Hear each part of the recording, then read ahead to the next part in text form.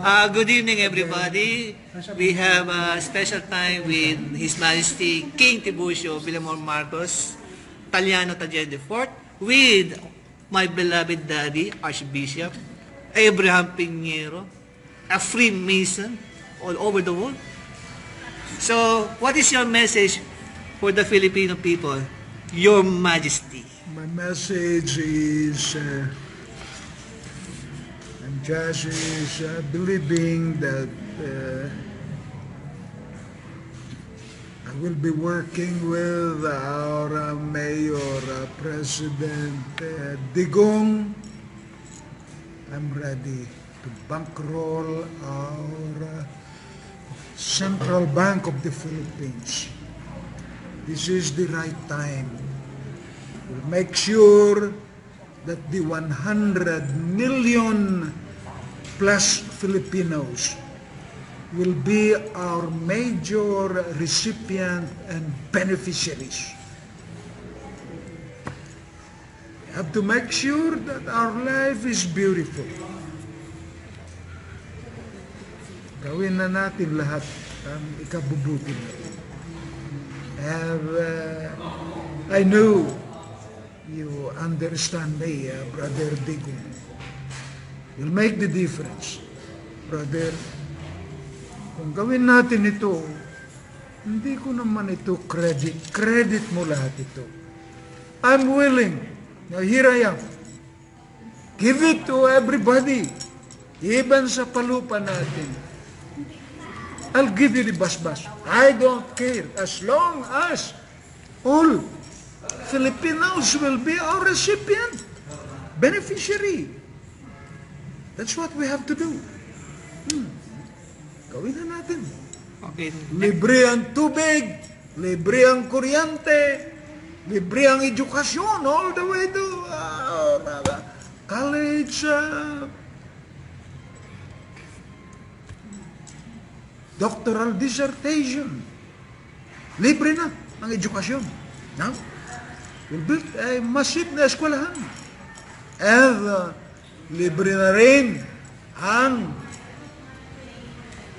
hospitalization, pati medicina, libre. More so, gawin na natin.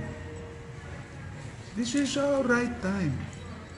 We can print so much money without violation of the antitrust, or we're not actually engaging in any of the money laundering laws, or perhaps we are not in violation of antitrust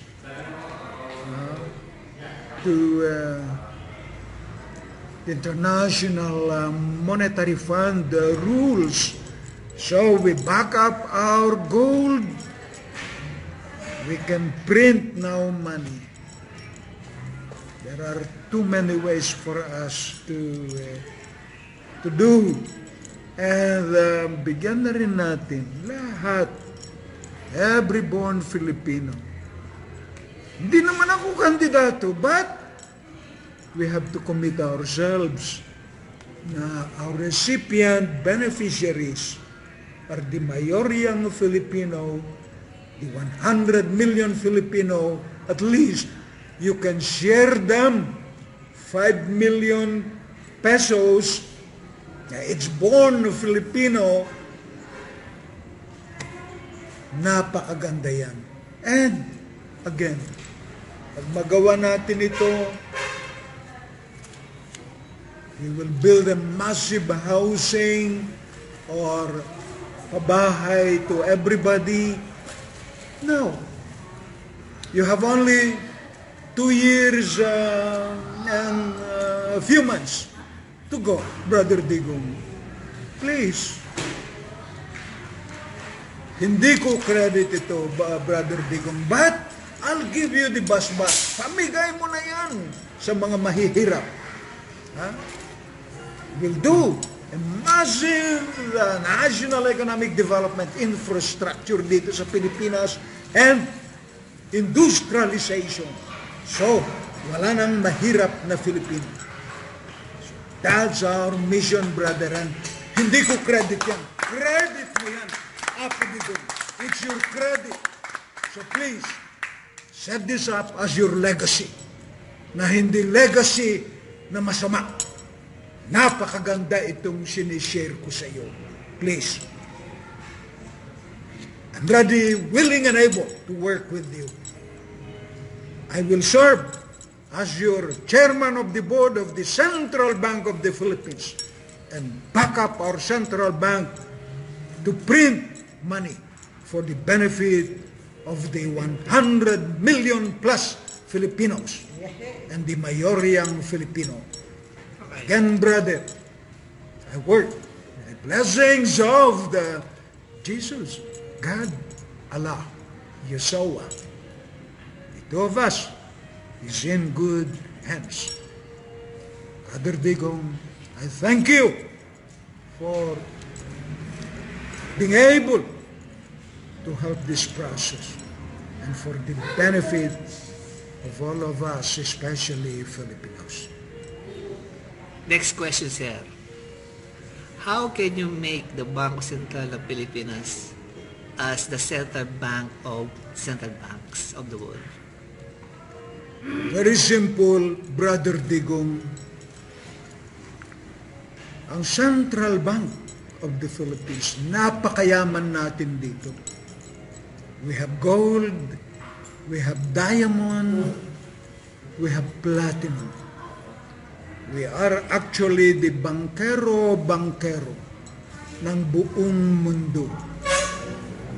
We are only actually renewing the bilateral, trilateral Minesfield breakthrough agreement, loan proviso, or loan provide. So, we have everything here in the Philippines. We are the richest country in the world. So, next question, sir. What is the consequence, just in case, of President Duterte's failure to listen to your requests? Brother Digong,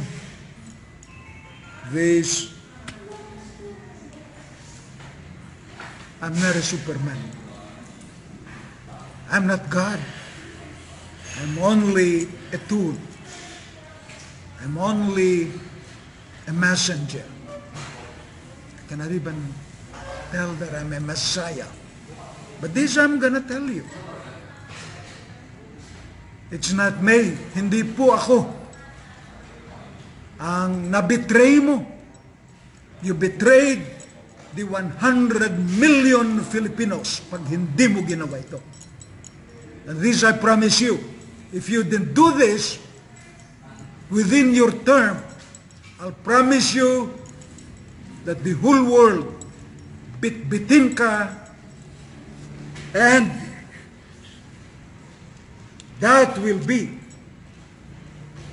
a reckoning. Could you please explain bitbitin? Well, Straightforward, sir. Straight to the point. Man-to-man talk. it's not me. It will be the whole world that will actually give you your own future. In short, all the 100 million Filipinos will be after you. So legally speaking, what is the consequence to President Consequences is Duterte? Legally speaking. they knew that he failed every other 100 million Filipinos. He betrayed them for giving him a chance to become a president and leader of this country. If he will not be able to work this out with us and with Alpha Omega. Can you explain to us what is your embargo power and how you will implement it? Well, the embargo power is actually our power to closure even our central bank, because that has something to do with the Bailey-Baylor, the Olmsted law that has been formatted by the international community, and it will be my affiant, my movant, and my testators will be the International Court of Justice and International Criminal Court. Then I can now execute the writ of execution, demolition warrant, warrant of arrest, and warrant of foreclosure. So help me God for that purpose. Is it true that you are the owner of the original Central Bank of the Philippines? And what is your proof? Definitely. The Central Bank of the Philippines is chartered by my mother and the whole world. Who is your mother? My mother is Queen Enemesia Cruzan Villamor, Italiano. Married to? Married to my father, our former president, Ferdinand Edralin. Some of them said Chua Marcos. So why is she unknown in history? Are you referring to my mother? Yes, sir. My The queen. mother is not unknown. She's known, with the exception that we've been a private family. We don't want to actually blow that to the media. But it's known by the whole world. My mother chartered in 1950 the Central Bank of the Philippines with a capitalization of 400,000 metric ton of gold, or 617,000 metric ton of gold out. And with a capital, registered capital, that has been deposited at the Central Bank of the Philippines of 365 million US dollars. But my family, you have to consider, with the El Banco Español, Filipina, Isabel II, and the ancestral eminent domain of Hacienda Filipina Archipelago, our family capital back in 1950, we have 5 trillion US dollars. I believe even today, no family have that kind of capital. Again, 1950, my family, Marcos, Italiano, Tagyan family, we have 5 trillion US dollars capital.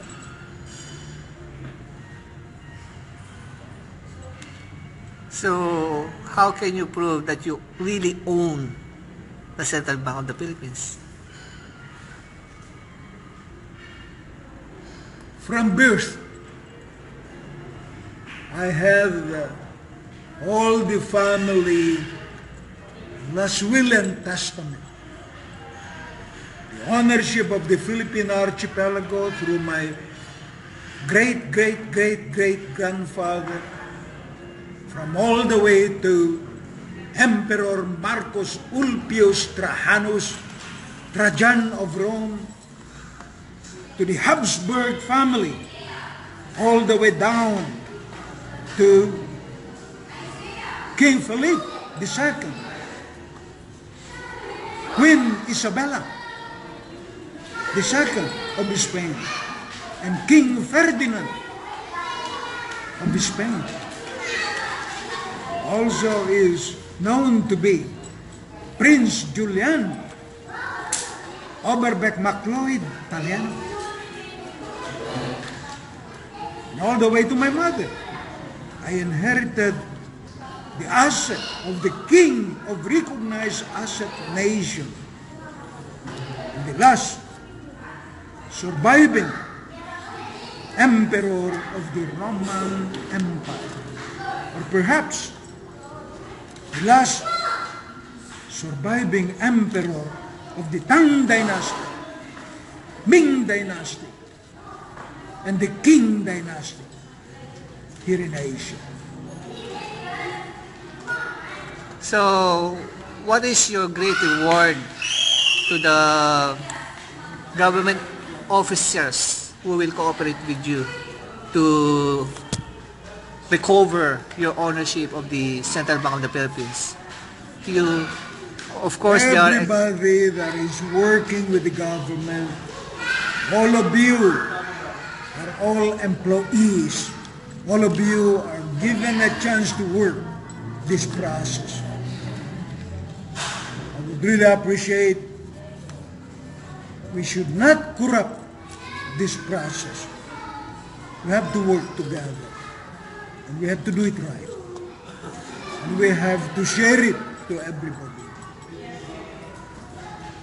You are in the process of submitting your affidavit of ownership to the Supreme Court magistrates. So what is your message to them? That has been submitted long time ago. And in the first place, the original records originated at the Supreme Court of the Philippines. Any other adjudication or court order originated from the Supreme Court. And judge is actually following the rules. I'm protected with 16 court orders and of being able to own with my family the whole eminent domain of the Hacienda Filipina Archipelago, OCTT, the 01-4. Its even is protected by treaties.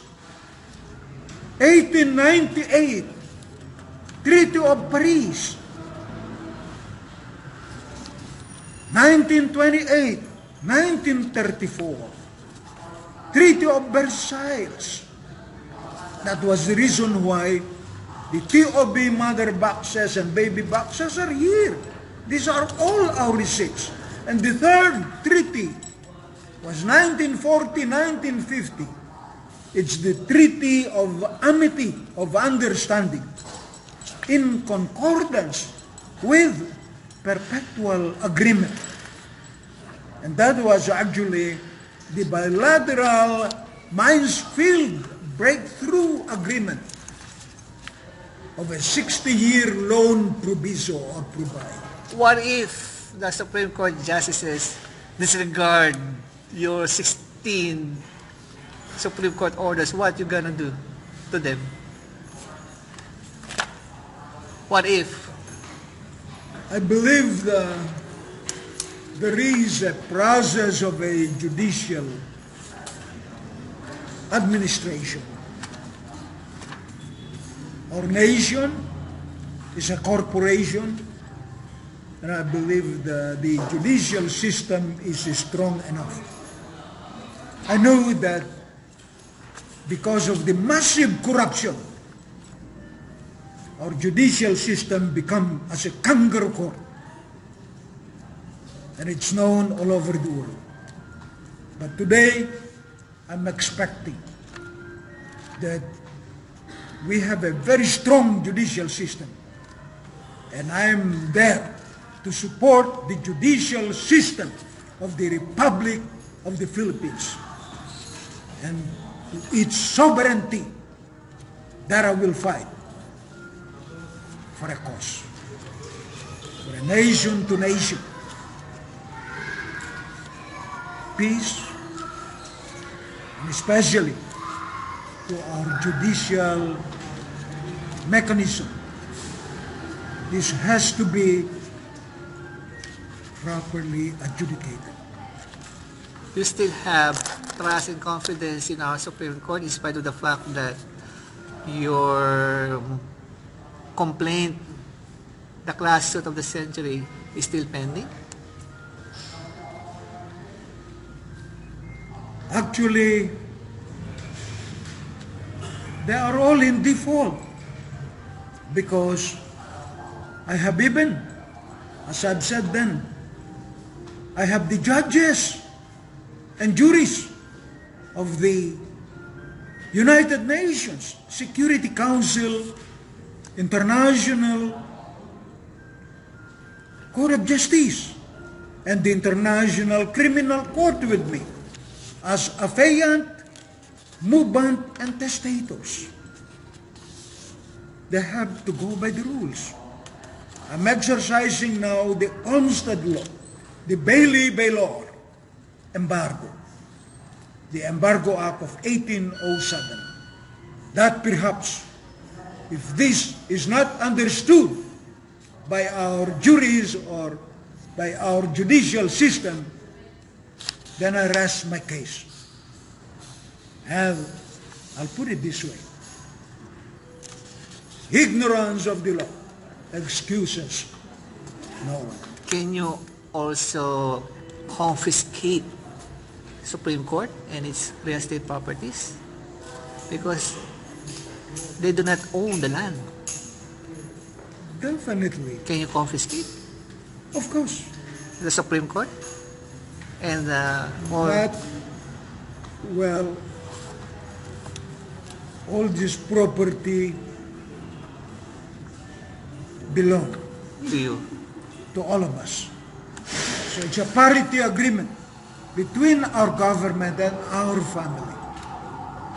If it's needed by our government, we'll give it to the government. It could have been court offices, or perhaps Congress offices, or maybe police precinct, municipal buildings, government schools. What if the government itself does not acknowledge you? What you gonna do? They will. They will acknowledge what they have written.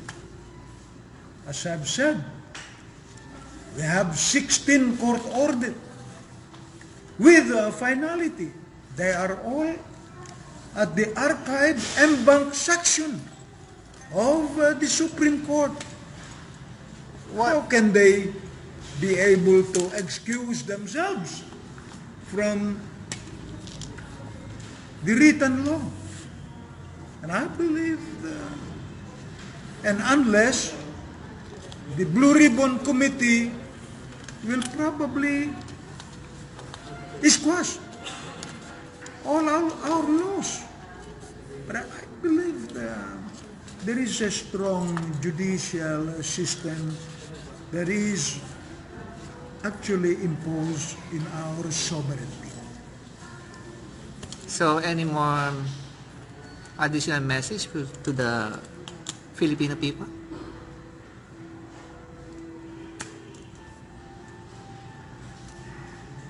Finally, I just wanted that each and everyone will have a good life, have I wish that everybody will benefit from what we have. So, why you decided to share your wealth with the Filipino people instead of just keeping it on your own? am 71 years old. I cannot bring this wealth in heaven. I'll share it to everybody, and I'll share it to humanity. And that's my mission. Okay. Can you tell us what is the special role of our beloved Archbishop to this project? Perhaps it will be my beloved chaplain, my nuncio, my archbishop, my elder. It's up to him to be able to perhaps leave his message and give his contribution. So, what is your contribution, Archbishop? What is the best contribution you can do for the Philippines? My admonition in general, regardless of faith, sect, or religion, all humanity as to the role of Abraham in the old, and as Abraham today. No racial discrimination. Every wealth that our beloved King is trying to distribute among the 108 million Filipinos that shall receive at least 5 million pesos to be distributed equally through my blessings and with the help of all our organic generals of Alpha Omega, Universal Queen of Queens generals, including our HIPC generals, to distribute his wealth. I'll do it in his behalf. And with the blessings of the Almighty God and Father of all humanity. How you will distribute 5 million pesos for every Filipino? In cash? In check? Easily, I have already the plans. So what are your plans? Because I cannot distribute these things bodily, but I have to employ the services of our banks by giving them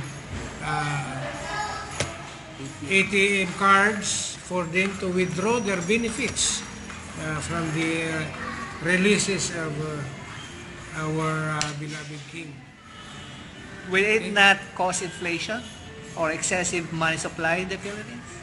Cannot cause inflation. Why? Because the money is already been deposited in commercial banks by the use of this power printing of money for the humanity, and it is already been planned by our beloved King. It means that to give the what you call balance of our economic situation. It means through the central bank. That the endowment is available to all Filipinos without qualification? Well, or only responsible Filipinos? Mostly. Because he mentioned that even the newly borns are included. The newly born babies cannot receive, but it is reserved for them. You know that. As educated people in the world, they are only entitled to receive such when they are already matured and with reason. But while they are young, all these benefits shall be given to them through education and whatever endowment that we can give them.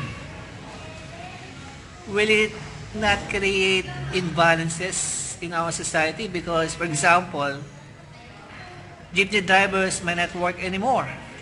When you give them... No, it will not. Why? It will not. So, tricycle drivers, janitors, We have will they not stop working as janitors? they will not, because they are dedicated to serve the country.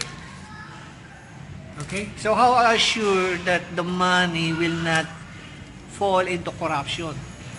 Cannot be a corruption, because corruption only prosper when the people are impoverished. But when they have money, nobody can corrupt the people. Okay? And this is the time that the wealth of the So, king is distributed not only in the Philippines but throughout the world. it means that you're gonna distribute the money to each person in the whole world? And right now, there is no such thing as inflation because there is a balance of wealth.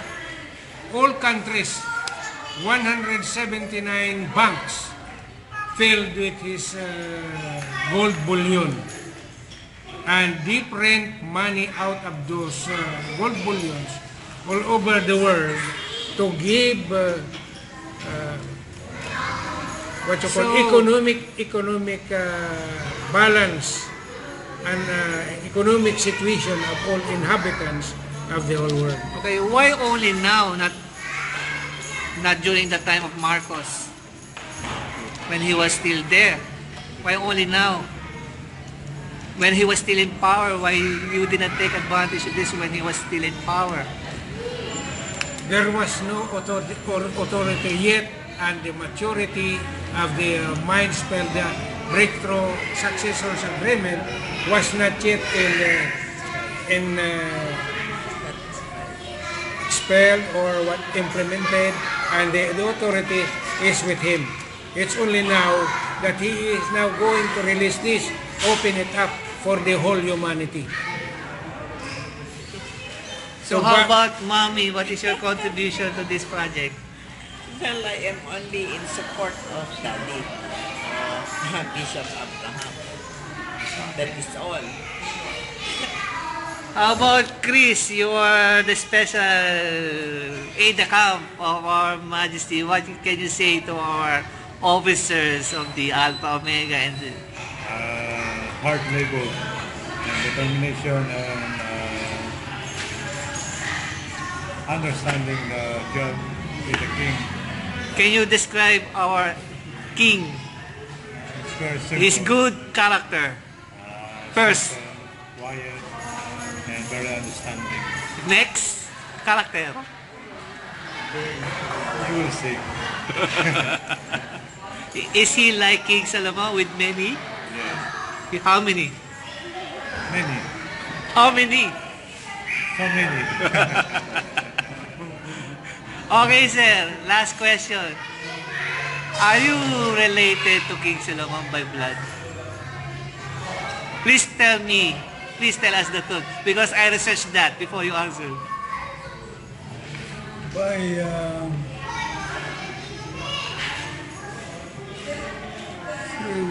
through our family tree, I believe it's actually related with King Solomon, King David. That's my only. So you are the living Knights of Templar. Right now, yes. So, am I correct in my conclusion that you are the spiritual King Solomon of Israel? As embodied in the $1 bill? I don't know. That still is actually. You are the spiritual King Solomon of Israel. The embodiment of the... My whole senses. It's embodied in the litany, or it's embodied with God, creation, and the universe, basically. You are the spiritual King Solomon of Israel because you inherited his massive treasures through the Knights of Templar, passed through the Freemasons who established the United States of America. Is that true? That was actually the Are you a Freemason, sir? history. I will accept I am. Are you at 33 degree or higher than 33 degree Freemason? Perhaps being a Templar, I'm actually a Templar. 33 degree? Yes. I'm on top of the Templar. In the Washington, D.C.? Yes. Today, I'm known to be the King of Kings and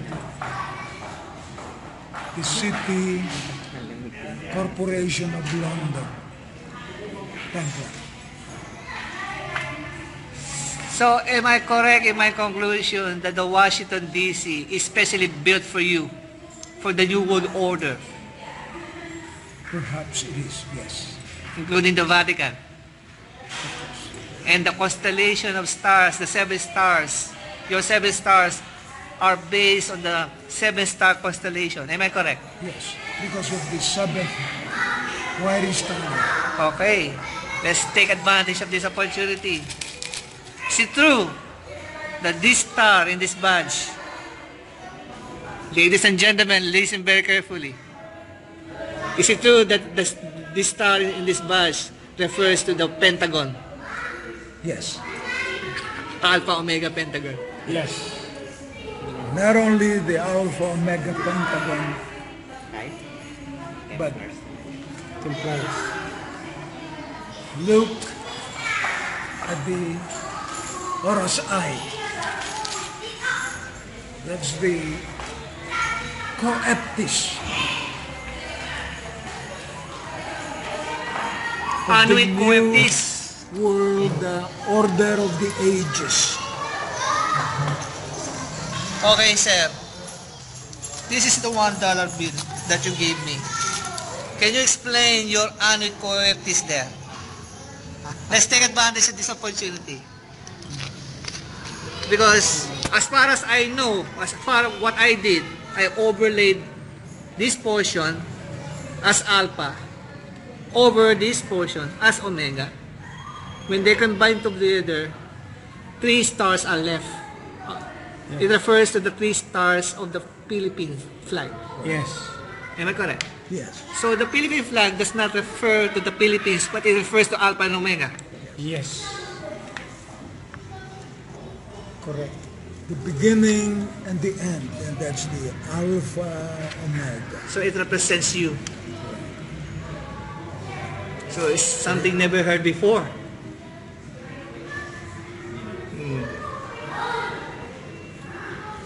So the message is the 3 stars as found in the Philippine flag does not refer to the 3 provinces because we have 4 major islands. What are they? The 3 obelisks represent the Philippine archipelago. That's The 3? the 3 obelisks, Yes. stars, Yes. represent our country. Yes. As far as I know, they represent Orion, Yes. not the 3 islands. Because we have 4 major islands as found in OC301-4. And the star, the sun in the middle, it refers to the Star of David. It may also refer to Star of Tiburcio. Because that star, the blessed star, when it is aligned to in Vatican, it is aligned directly to Tiber River, named after you, or Yes, your name was derived from Tiburcio, Yes. Because Tiber of River. the Tiber River. That's what it is. Yes. Tiberius River. Okay, In Italy, Tiber River. yes sir. But there was a name called by the emperors, Tiburtius also. And that originates my name now as Tiburcio. I cracked the code correctly, huh? Okay. So, ladies and gentlemen, my beloved Filipinos, I'm very proud to reveal to you the truth that the Philippine flag does not refer to the Philippines, but it refers to our beloved King, His Majesty, King Tiburcio Villamor Marcos Taliano. It was designed by his Freemasonic brethren prior to his birth. Yes. Actually, if you refer to King Solomon's treasures, the wealth of King TVM is thousands of years in the making. Yes. And this is only the moment of time of his That was the fulfillment. reason why we have the golden lily site of the Garden of Eden here in our country. So, you mentioned Garden of Eden. Is it true that Garden of Eden is located here in the Philippines? Yes. And This is Ophir. Yes. it's also the golden lily site of Ophir. In fact, we had the golden lily site of the Queen of Ziba. Shiva. She's from Okay. Cebu. One of the, yeah. And more so, we have the golden lily site of Lemuria. Lemuria. Okay. Yes. Is it true that the Spanish colonization of the Philippines for 333 years prepared your massive wealth, helped prepare your massive wealth for the Filipinos? Because they Yes. secured all the lands They did. and then they had a title, OCTC Rodas 4, awarded by the British government. Through Treaty of Paris. Yes. Pretty much, Jonathan, you are my archivist. You are my famous technocrat, writer, and research scientist. I admire your academe. So, To me, you're a world-class reporter. is it true, sir, that the Vatican is only a private corporation? The Vatican. Make no mistake, the Vatican has two administration. One is what we call the Vatican ecclesiastical, economical, sectarian religion.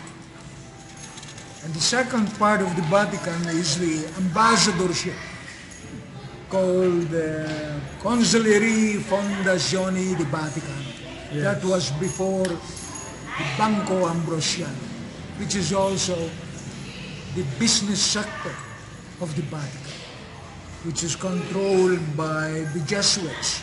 Yeah. And these Jesuits are considered to be the superior general, and the name called Black Pope. So you were a black pope.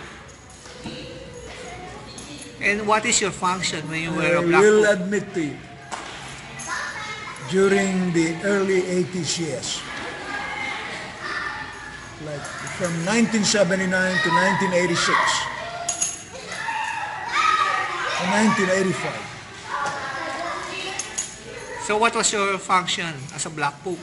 well, I am the ambassador of the foundation of the Vatican, and also So the white pope is only a public front for the black pope? no, as I've said, Or are they The separate? white Pope is actually our ecclesiastical educator of So why there is a black pope? the diocese of Roman Catholicism. It appears that the black pope is more powerful than the white pope. I don't know, you could say it that way because the superior general served as the ambassador of the business sector of the Vatican. Okay, is it true also that the Vatican owns the United States of America? Well, pretty much there are three prunes that actually administer the U.S. government. First is the District of Columbia. And that's the judicial system, the Blue Ribbon Committee. I'm referring now to the senators and congressmen. And the military arm. That's the District of Columbia. The second part is what we call then the presence now of the Jesuits that serve as an arbiter for the ecclesiastical religion or the religious doctrine. And the third part is actually the City Corporation of London, which now I belong to, among the King of Kings. You belong to the city of corporation or you own the corporation? I pretty much is now the Templar because I'm the person behind the king of recognized asset nation. Why it seems that the Rothschilds are far away from you? The It seems- Rothschild or the Rockefellers, the Morgans, the Chandinis, and the Brandini. They are basically banqueros. Well, they serve as our banquero. But the gold that is deposited all over the world belong to us, belong to our family, and belong to the Filipinos. And this I share to all born Filipinos, or 100 million Filipinos. We are the banquero, we are the banker. We are bankrolling the whole world. And again, I would like to emphasize, this is owned by our family. Of course, I'm leading all of you. I lead the leadership, but we own this gold, all the 100 million plus Filipinos. That bankrolls the whole world. So why White House is located in Washington, D.C. when Washington, D.C. is not part of the United States, nor of the state of Washington? So why the President of the United States is there in a completely sovereign state that belongs to you? What does it mean? Is Donald Trump under you? Straight to the point, no more I beating cannot, around the... in short, Because his the office- president is my POTUS. I don't know if you understand what POTUS is, President but of the United States. the state by itself is a corporation. So why is there in your state? In your White House is in your state, They, in your territory, not in the United States. they all are being appointed or it has been done through electoral college in U.S. we pick and choose who will lead the country. Okay. So what is your relationship to Donald Trump? Please tell us. Donald Trump, mother is McLeod. My great grandmother is Oberbeck McLeod Dent. So she's actually a cousin. A cousin. Yes. Donald Trump is my cousin. So since White House is in your territory, can you overrule the White House? Well, there are rules of engagement. There are laws embodied by the Constitution of United States. Of course, we silently adhere to the constitutionality. But there is a separate constitution in Washington D.C. known as Lex 40, separate from the U.S. Constitution. Sa Roman, That I will only actually entertain if given a chance to really have to if White House is in your territory, deeply is involved. under your constitution, not under the Constitution of the United States. that I don't even know how to answer. Perhaps Even the U.S. Capitol. I will leave that to among our juries and our brains, our technocrats, to address that problem. As far as I know, all U.S. presidents are under the code of King of Recognized Asset Nations, since George Washington up to the present. Those who resisted, they are already retired from the service. Again, Is my that true? beloved Jonathan, you are my technocrat. As I've said, you're my technical person. So, I believe we can deliver that message overboard.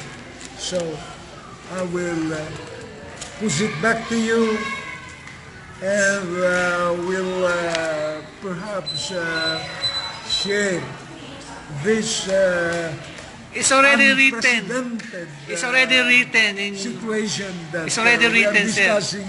The Rothschilds have a habit of murdering U.S. presidents who don't follow their orders.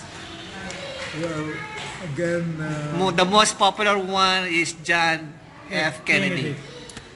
again, M16, MY 6 intelligence operation. we cannot actually just pinpoint any one of these situation or crimes committed or that has been passed. I don't even know how to address it objectively, because you're asking me questions that history dictates. So, any more messages, sir? For the enlightenment of all I Filipinos? believe I have been talking too much. You're not talking too much. You are revealing what Filipinos do not know yet. And until then, if there are pressing other responsibilities and obligations, I'll be more than happy Because our to history is share and contribute. because our history is distorted. That we understand, as I've said, if we have to rewrite our history, we have to do so for the benefit of our young and for the benefit of You know, sir, honestly speaking, aside from Jesus Christ, you're the most important person you ever lived. Because My of this. beloved Jonathan, I cannot claim so. How about Archbishop? What you can say about that? Is that true? In terms of wealth, in terms of King Solomon's treasures. Well, successor. That is successor honors or heirs. You're much better than King Solomon because King Solomon was not able to share the wealth. Well then, if this is Imagine, you're the only... our pride and privilege, and if this is what Lord God, Jesus Allah, wishes me to do, to contribute or to share it for the good of humanity, I'll do it. And that's my mission. You're the most To important person in history aside from Jesus Christ. Can you tell me who is the person, for example, Washington D.C. Is Washington D.C. especially designed for you? Can you tell me any other person designed for Washington D.C.? Only you. Because the monument has... I don't even know how to address what you've been asking me. How about the Vatican, especially designed for you? Jonathan. You are the emperor of the three city states that rule the world. I realize that, but City of I London. have only one life, and I have You're still young, sir, because a Archbishop is already... I have my right of sharing it, as Yeah. I've said, to humanity and to the whole world. How about Archbishop? Any messages before we end this interview? Well, his message is enough because he's the one making that decision to share it to the whole world. How about For humanity. our special assistant, AD Camp? Chris. It's your time to shine to the world. Smile. You may find your dream girl here. I'm okay. Someone may fall in love with your face. Looking at Facebook. Focus na ating documentation para sa pagpapail natin. So, hoping na matapos na next month, may final natin. Ano ang mensahe mo sa mga ating mga kaibigan? Patuloy lang na magsuporta sa atin, ating mga kasamahan, ating mga kaibigan, ating mga tagahanga, at lalo higit ang ating mga taga-ibig sa Alpha Omega. Meron tayong bisita ngayon, si Colonel, ano ba pangalan niyo, sir? Radura. Ano po ang mensahe niyo para sa ating... Okay, this is just the first time I met the king, and with his projects, I believe that it will develop the whole country. And to the best of my ability, I can say what my knowledge is. Ano ba may tutulong niyo po para sa ating sambahayan ng Pilipino? Yeah, I was then in the Air Force, and I belong to the Corps of Engineers. So Are you a maybe- pilot, sir? No, I belong to the Corps of Engineers, so I believe I can help in the development of the community. Okay. Okay? Sir, as a pilot, before, let that take advantage of this, no? As a pilot, what can you contribute to? Will you, what planes have you flown? Well, actually, I had good purpose for our country. Martin Marietta Sperry Lockheed is one of the companies that corporation that we have supported through our trust fund, and all those other old companies like Caterpillar, General Electric, and Grumman. But I'll go back to Martin Marietta is very Lockheed. If you talk of the planes, I have already planned to bring in for the security of our country. What kind of plane, sir? Actually, I have not.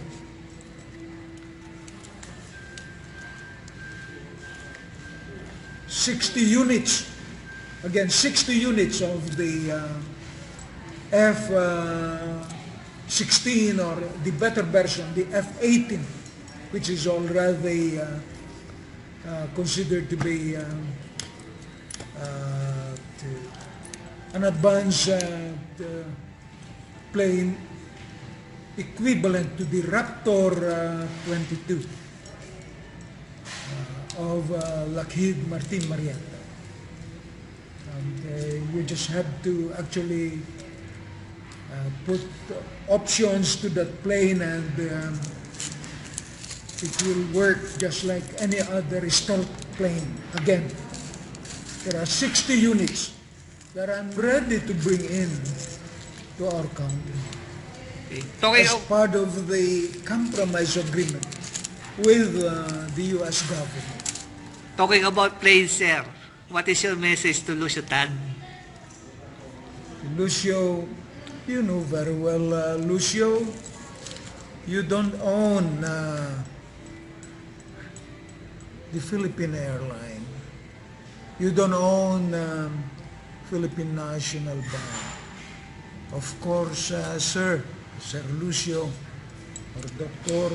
Lucio Tan, you took my money. You used my funds to put your business. We have given you with my father all this right. I'm hoping that soon as we'll meet, we will have a compromise. I know you're a very good manager. But make sure that you have to share it to the Filipino people. That's all my assurance to you. Okay, thank you very much, Your Majesty, for this wonderful interview with you. We hope that there will be more moments with you to share your priceless information for the Filipino people. Bye-bye. Thank you. Thank you. How about, Thank you. how God about bless Mami? you. Thank you. How about Kuya? Fine. Colonel? Thank you and God bless us all Pogi? Okay. For recognition.